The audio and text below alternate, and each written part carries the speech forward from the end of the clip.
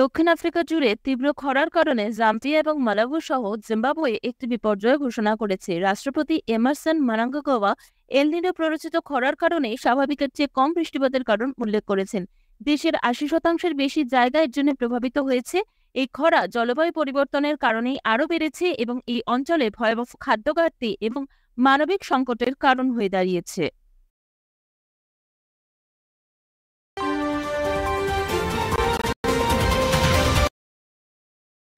The world Bank group ভারতীয় reserve ব্যাংকের প্রাক্তন ডেপুটি গভর্নর রাকেশ মোহনকে তার অর্থনৈতিক উপদেষ্টা প্যানেলের সদস্য হিসেবে নিযুক্ত করেছে।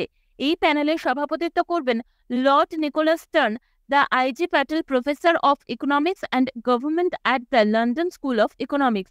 World Bank Group chief economist Indermit Gill হবেন co chair of the panel.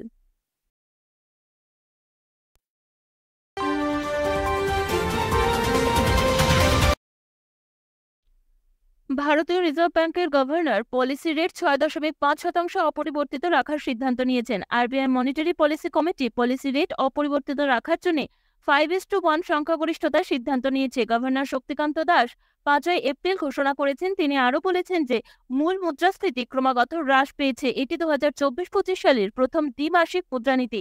Reserve bank of ইন্ডিয়ার গভর্নরও এমএসএফ এবং ব্যাংকের হার ৬.৭৫% অব্যাহত রাখার ঘোষণা করেছেন।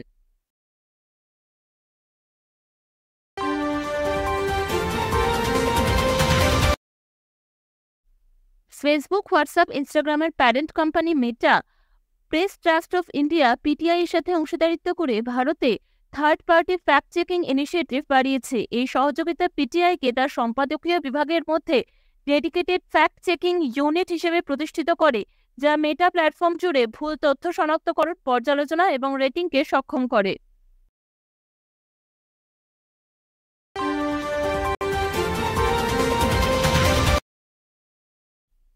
একটি সাম্প্রতিক ল্যান্সেট সমীক্ষা বিশ্বব্যাপী আয়ু বৃদ্ধির উল্লেখযোগ্য বৃদ্ধি প্রকাশ করেছে, যা ১৯৯০ থেকে ২০২১ সালের মধ্যে গড় ৬.২ বছর আয়ু বৃদ্ধি পেয়েছে।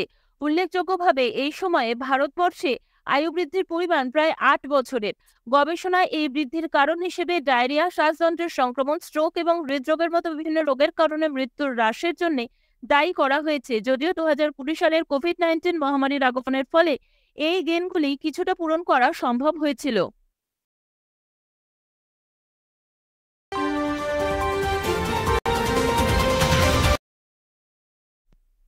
The world economic forum (WEF) তার young global leaders community the class of 2024 এর ২০তম সংস্করণ ঘোষণা করেছেন। এই তালিকায় বিভিন্ন ক্ষেত্রের ৪০ বছরের কম বয়সী প্রায় ৯০ জন ব্যক্তি অন্তর্ভুক্ত হয়েছেন, যারা বিভিন্নভাবে politics, business, civil society, arts এবং একাডেমিয়ার সঙ্গে যুক্ত। এই বছর ইয়াং গ্লোবাল লিডার্স প্রোগ্রামের জন্য ৫ জন ভারতীয়কে নির্বাচিত করা হয়েছে। তারা হলেন ভূমি পেন্ডনেকার, আর্টস অ্যান্ড কালচার, যিনি দাম লাগাকে হাইস্যা, টয়লেটে প্রেম কথা, বাধাই হওয়া সিনেমার জন্য বিখ্যাত; Aditya Nair, business chief executive officer, Nykaa fashion; Arjun Bhartiya, business director, Jubilant Group; Priya Agarwal Hebbar, business non executive director, Vedanta limited; এবং Sharad Vivek Sagar, social entrepreneur, founder and chief executive officer, Dexterity global.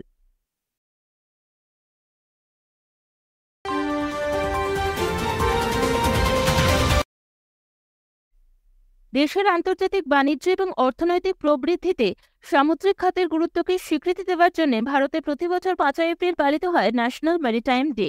এই দিনটি ভারতের সামুদ্রিক ইতিহাসে একটি উল্লেখযোগ্য মাইলফলক চিহ্নিত করে। ১৯১৯ সালের ৫ই এপ্রিল প্রথম ভারতীয় বাণিজ্যিক জাহাজ এসএস লয়ালটি সমুদ্রপথে ব্রিটিশ একচেটিয়া আধিপত্য ভেঙে যুক্তরাজ্যের উদ্দেশ্যে যাত্রা শুরু করে। এই ইভেন্টটি ছিল ভারতের শিপিং শিল্পের বিকাশে একটি গুরুত্বপূর্ণ পদক্ষেপ।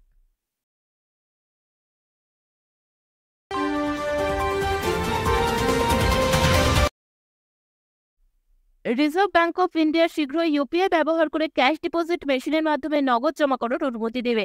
এখনো পর্যন্ত ইউপিআই মূলত মানি উইথড্রল বা মানি ট্রান্সফারের জন্যই ব্যবহৃত হয়। গভর্নর শক্তিকান্ত দাস জানিয়েছেন, এই অবস্থা গ্রাহকদের সুবিধা আরও বাড়িয়ে তুলবে এবং ব্যাংকগুলিতে কারেন্সি হ্যান্ডলিং প্রক্রিয়াকেও আরও দক্ষ করে তুলবে। Prepaid payment instruments PPI wallet থেকে ইউপিআই পেমেন্ট করার জন্য RBI third party UPI app ব্যবহারের অনুমতি দেওয়ারও প্রস্তাব করেছে।